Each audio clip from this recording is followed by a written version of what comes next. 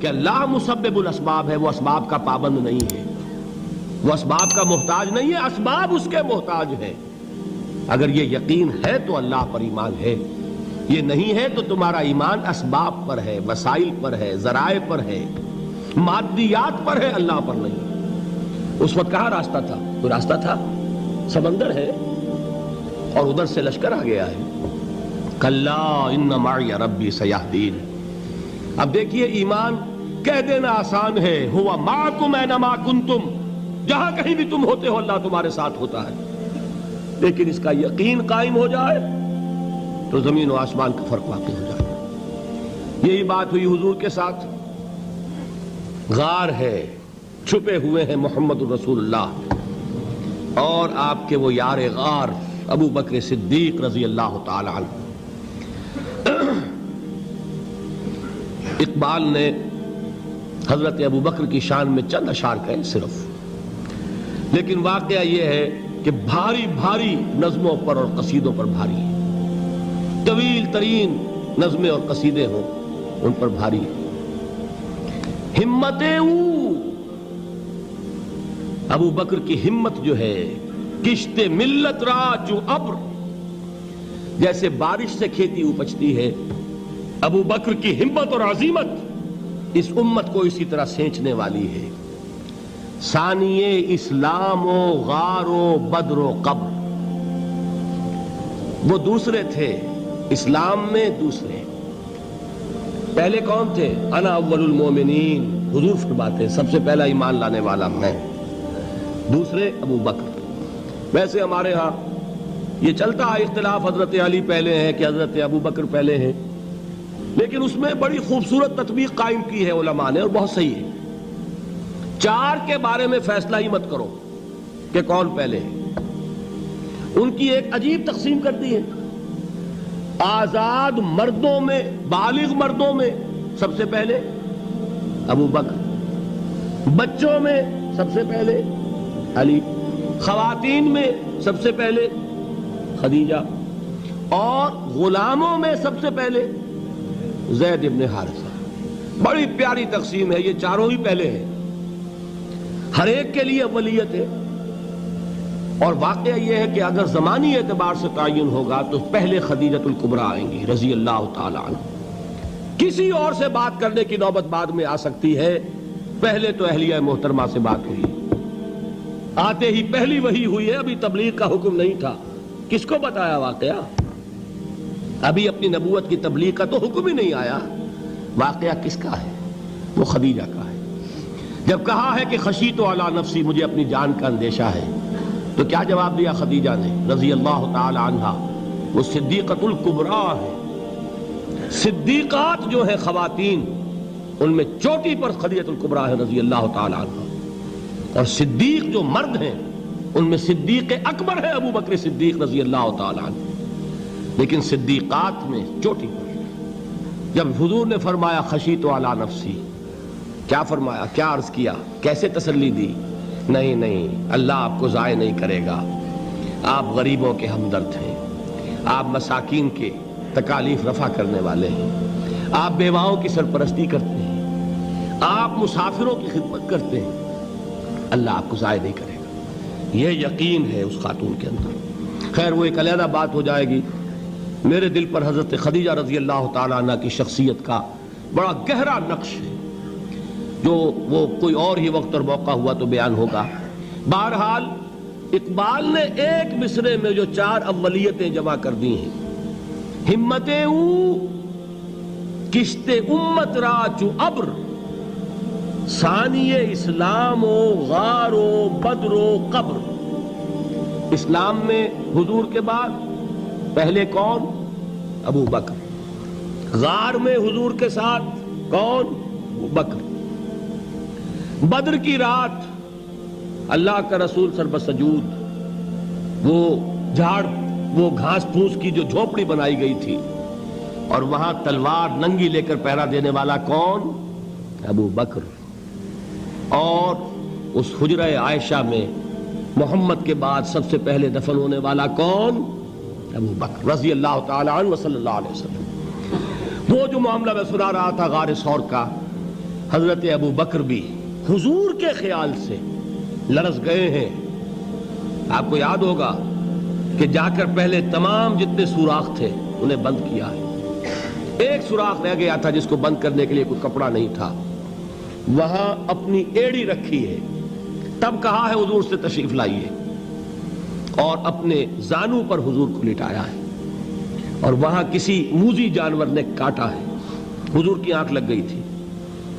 اس وقت اس بل کے اندر جو بھی بچھو ہے کیا ہے واللہ عالم, اس نے کاٹا ہے. اس کی تکلیف کی وجہ سے ابو بکر کی آنکھوں سے آنسو ٹپک گئے. حضور کے چہرے مبارک پر پڑے ہیں تو حضور جاگے ہیں. معاملہ کیا ہے؟ ایڑی نہیں ہٹائی وہاں سے. مبادا وہ جانور وہاں سے نکل کر محمد الرسول اللہ کو کوئی گزن پہنچا دے. ابو بکر کی ایڑی ہے, جس طرح چاہے کھا لے, ختم کر دے, جان نکل جائے تب کوئی آنچ آئے محمد پر تو آئے, لیکن جیتے جی نہیں.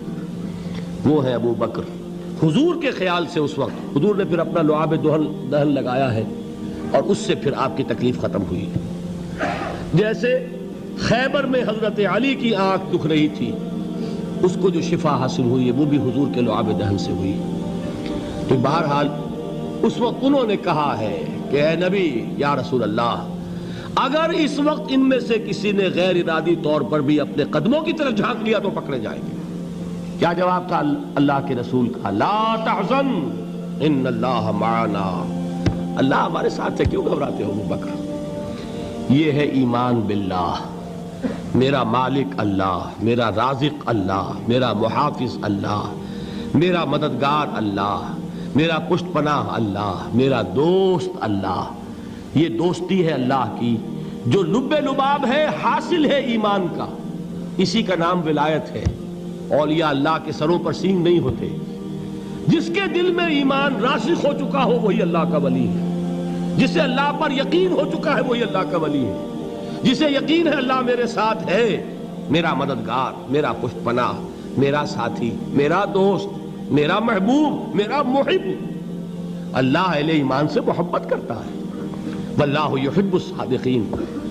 ان اللہ یحب الذین یقاتلون فی سبیلہ صفا کانہم بنیان مرصوص. اللہ محبت کرنے والا, اہل ایمان محبوب, اور اہل ایمان محبت کرنے والے اللہ محبوب. والذین آمنوا اشد حبا للہ. آپ تصور کیجئے جسے یہ رشتہ ایمان یا رشتہ ولایت حاصل ہو جائے, الا ان اولیاء اللہ لا خوف علیہم ولا هم یحزنون. آگاہ ہو جاؤ, اللہ کے دوستوں کے لیے نہ کوئی خوف ہے نہ کوئی حزن ہے. اور میں بیان کر چکا تھا, خوف اور حزن کے خاتمے ہی کا نام امن ہے. زوال خوف, زوال حزن. یہ خوف اور حزن کیوں آتے ہیں بار بار؟ اللہ تخافوا ولا تحزنوا, دونوں آ گئے. الا ان اولیاء اللہ لا خوف علیہم ولا هم یحزنون, پھر وہی دو. وہ کیوں ہے؟ خوف ہوتا ہے کسی مستقبل کی بات کا, یہ نہ ہو جائے, وہ نہ ہو جائے, یہ نقصان نہ پہنچ جائے, یہ تکلیف نہ ہو, یہ غضب نہ آ جائے. خوف ہے مستقبل سے. حزن ہے یہ کیوں ہوا, یہ نہیں ہونا چاہیے تھا, یہ میرا فلاں چیز میرے ہاتھ سے جاتی رہی ہے, فلاں موقع نکل گیا, اب بیٹھے ہوئے ہیں اندر ہی اندر کڑ رہے ہیں, صدمہ ہے اور رنج ہے. اور جو اللہ پر ایمان رکھتا ہے وہ جانتا ہے ما اصاب من مصیبت فی الارض ولا فی انفسکم الا فی کتاب من قبل ان نبرأها ان ذلک علی اللہ یسیر لکی لا تعصوا علی ما فاتکم ولا تفرحوا بما آتاکم واللہ لا یحب کل مختال فخور. اس زمین میں یا تمہاری جانوں میں کوئی تکلیف, کوئی مصیبت نہیں آ سکتی سوائے اس کے کہ جو اللہ نے لکھ دی ہو, اس سے پہلے کہ وہ ظاہر ہو. جس کو یہ حقیقت معلوم ہو گئی اس کو یہ طرز عمل اختیار کرنا چاہیے. جو چیز چھن جائے, جاتی رہے, چھوٹ جائے, اس پر افسوس نہ کرو. کس نے چھینی؟ دوست نے. دوست کے فیصلے پر شکایت. دوستی کو بٹا لگا رہے ہو, سرے تسلیم خم ہے جو مزاج یار میں آئے. اگر دوستی ہے تو پھر تو تمہیں گردن جھکانی چاہیے کہ ہر چہ ساقی ماریخت عین الطافست, جو بھی میرا ساقی میرے پیالے میں ڈال دے اس کا کرم ہے. جو اس کی طرف سے آئے اس پر کوئی رنج نہیں, کوئی صدمہ نہیں, کوئی غم نہیں, کوئی شکایت نہیں, کوئی شکوہ نہیں. اور جو ہوگا وہ اس کے اذن کے بغیر نہیں ہوگا, اور اس کا اذن ہوگا تو یقیناً میرے لیے خیر ہی خیر ہے, چاہے وہ ناگوار شے ہو, بظاہر مجھے اچھی نہ لگ رہی ہو، میری شارٹ سائٹڈنس میں مجھے وہ نظر آ رہی ہے کہ میرے لیے بری ہے، لیکن قرآن نے کہا ہے عسیٰ ان تکرہوا شیئا وہو خیر لکم وعسیٰ ان تحبوا شیئا وہو شر لکم واللہ یعلم وانتم لا تعلمون۔ ہو سکتا ہے تم کسی چیز کو ناپسند کرو درحال ہے کہ اسی میں تمہارا خیر ہو، اور ہو سکتا ہے تم کسی چیز کو پسند کرو درحال ہے کہ اس میں تمہارا شر ہو۔ اللہ جانتا ہے، تم نہیں جانتے۔ جب مجھے یہ بات معلوم ہو گئی، میں نے اپنا معاملہ اللہ کے حوالے کیا۔ سپردم بے تو مایا خیشرا تو دانی حساب کم و بیشرا، اے رب جو تو چاہتا ہے وہ ہو، تیرے علم میں جو شے میرے لیے خیر ہے وہ ہو جائے، میری کوئی پسند نہیں، میری کوئی چاہت نہیں، یہ ہے راضی برضائے رب۔ اکبر الہ آبادی نے اسے کہا ہے رضائے حق پہ راضی رہ، یہ حرف آرزو کیسا، خدا خالق، خدا مالک، خدا کا حکم تو کیسا۔ جب میں آ گیا بیچ میں، میری پسند، میری مرضی، میری خواہش، میری چاہت، یہی تو شرک ہے۔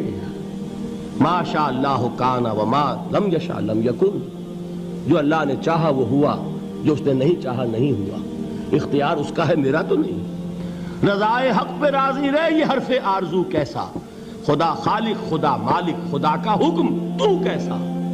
اقبال نے اسے کہا ہے فارسی میں، اب آپ کہیں اس کا ترجمہ بھی کرو تو وہ مجھے ذرا اس وقت کچھ بہت ہی بدذوقی کسی بات نظر آئے گی۔ جائیے پوچھئے کسی سے جسے فارسی آتی ہو، بروں کشید ز پیچا کے ہست و بود مرا، چے اقدہا کے مقام رضا کشود مرا۔ مجھے تو تمام پیچ و خم سے نکال دیا اس مقام رضا نے، میں راضی برضائے رب ہوں، جو فیصلہ اس کا میں اس پر راضی۔ تو کہاں کا حزن اور کس کا خوف، یہی زوال حزن اور زوال خوف، یہی ہے امن، یہ نتیجہ ہے ایمان کا۔ تو جان لیجئے یہ ہے لب لباب، یہ ہے حاصل ایمان کا، یہ ہے تو ایمان ہے، یہ نہیں ہے تو ایمان نہیں۔